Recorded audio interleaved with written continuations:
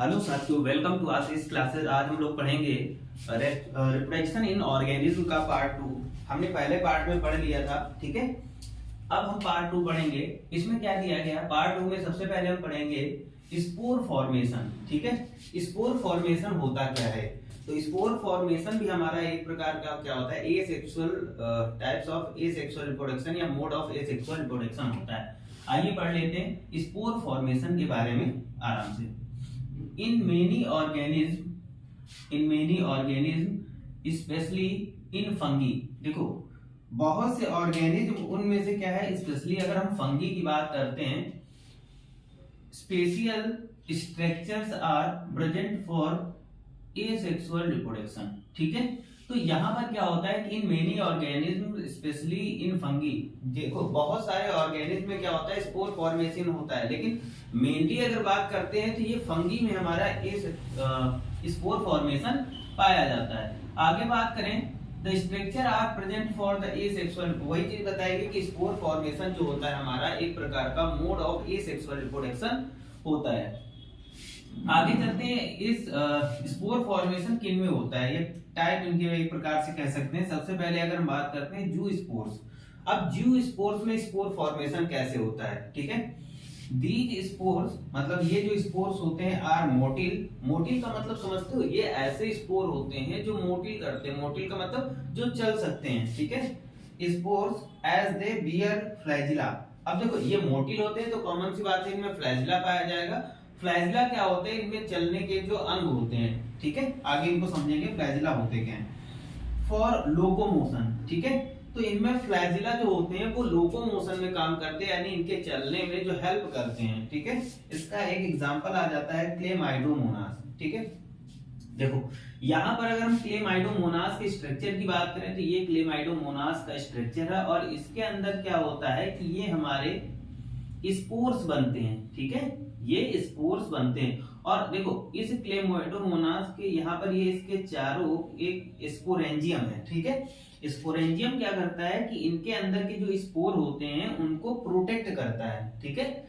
ये स्पोर क्या होगा कि ये स्पोर इस स्पोरेंजियम के अंदर क्या होगा, डेवलप्ड होते हैं, ठीक है। और जब ये डेवलप्ड होते हैं और डेवलप्ड होने के बाद इनको फेवरेबल कंडीशन मिल जाती है, तो ये फेवरेबल कंडीशन में ये क्या होती है, ब्लास्ट हो जाती है, मतलब ये इनकी जो स्पोरेंजियम होती है वो फट जाती है, और उसके बाद में ये क्या होता है, यहाँ से स्पोर निकलते हैं, ठीक है। और ये फिर स्पोर क्या होते हैं, ये मोटिल होते हैं। तो मोटिल होने के कारण क्या होता है कि ये स्पोर यहाँ से जा करके कहीं हवा के द्वारा उड़े, या फिर ये मोटिल होते तो अपना चल भी सकते हैं, तो ये जा करके किसी ऐसी सरफेस के टच में, जब किसी सरफेस यानी ऐसी सरफेस के टच में आते हैं जो इनके लिए फेवरेबल कंडीशन हो, ठीक है। और वहां पर जाने के बाद में फिर क्या करते हैं, ये अपनी आगे की प्रोसेस स्टार्ट कर देते हैं। तो ये हो गया जू स्पोर फॉर्मेशन। तो जू स्पोर्स, अगर स्पोर फॉर्मेशन की बात करें तो ये जू स्पोर जो होते हैं ये क्या होते हैं, पहली बात तो ये मोटिल होते हैं, इनमें लोकोमोशन होता है, और इनमें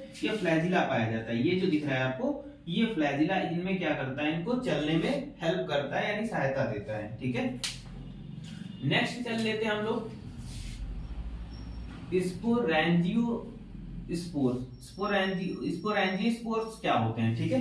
देखो ये क्या होते हैं, these are also developed in the sporangium. देखो स्पोरेंजियोस्पोर क्या होते हैं, ये यहाँ पर डायग्राम आप देख लीजिएगा। ये क्या होते हैं कि ये एक स्पोरेंजियम के अंदर डेवलप्ड होते हैं, ठीक है। स्पोरेंजियम फिर से बता दे रहे हैं, स्पोरेंजियम क्या होता है कि जहां पर ये स्पोर डेवलप होते हैं उनके चारों ओर, उनके अराउंड क्या होती है, एक ये लेयर होती है जो इन स्पोर को क्या करती है, प्रोटेक्ट करती है बाहर से, ठीक है। आगे बात करते हैं, बट दीज आर नॉन मोटिल। अब देखो ये क्या होते हैं, जो हमारे स्पोरेंजियोस्पोर होते हैं वो क्या होते हैं, नॉन मोटिल होते हैं। नॉन मोटिल का मतलब होता है ये चल नहीं सकते, जैसे राइजोपस, ठीक है। तो राइजोपस की बात करें तो राइजोपस में क्या होता है कि ये स्पोरेंजियम, और इस स्पोरेंजियम के अंदर क्या बनता है, स्पोर बनता है। फिर धीरे धीरे क्या होता है, ये स्पोर डेवलप्ड होते हैं और मैच्योर होते हैं। मैच्योर होने के बाद में इनकी क्या होती, स्पोरेंजियम क्या होती, ये ब्लास्ट हो जाती है, या फिर एक प्रकार से टूट जाती है, ठीक है। जिससे क्या होता है कि यहाँ के जो स्पोर होते हैं ये नॉन मोटिल होते हैं। तो अब ये फैलेंगे कैसे, तो ये स्प्रेड होते हैं एयर के थ्रू, ठीक है, एयर या फिर वाटर के थ्रू, ठीक है। तो जैसे ये ब्लास्ट होगी, ये स्पोर क्या होंगे, ये स्पोर यहां से निकलेंगे, ये ब्लास्ट हुआ और ये स्पोर बाहर निकलेंगे, ठीक है। तो ये एयर के थ्रू क्या होंगे, लेफ्ट राइट इधर उधर फैलेंगे, या फिर वाटर के थ्रू ये फैलेंगे क्योंकि ये नॉन मोटिल होते हैं, और ये उड़ करके कहीं पर जा करके क्या होंगे, कहीं पर तो रुकेंगे ना रुकेंगे। तो जहां पर ये रुकेंगे और इनको अगर फेवरेबल कंडीशन मिल जाती है, फेवरेबल प्लेस मिल जाता है, तो वहीं पर जा करके ये अपनी ग्रोथ स्टार्ट कर देते हैं, ठीक है। तो इसको बोलते हैं हम, क्या बोलते हैं, राइजोपस, ठीक है। तो ये राइजोपस का डायग्राम है। कोनिडिया या कोनोडियोस्पोर क्या होता है। अब देखो कोनिडिया में क्या होता है, अगर हम कोनिडिया की बात कर लेते हैं तो these are also non motile spore but these do not developed inside the sporangium, ठीक है। देखो ये क्या होते हैं, ये नॉन मोटिल होते हैं, लेकिन ये जो स्पोरेंजियम होते हैं उसके इनसाइड डेवलप नहीं होते हैं, ठीक है। जैसे इसका अगर हम डायग्राम यहाँ पर देख लें तो ये इसका डायग्राम कुछ इस तरीके से होता है कोनिडियो का, ठीक है, कोनिडिया का। तो कोनिडिया में देखा ये इस तरीके से स्पोर कुछ डेवलप्ड होते हैं, ये इस तरीके से कोनिडिया डेवलप्ड होते हैं, ठीक है। और यही बाद में अलग होकर के एक नया कोनिडिया बना लेते हैं, ठीक है। तो स्पोर फॉर्मेशन का मेनली मतलब क्या होता है कि स्पोर का मतलब होता है स्पोर का बनना।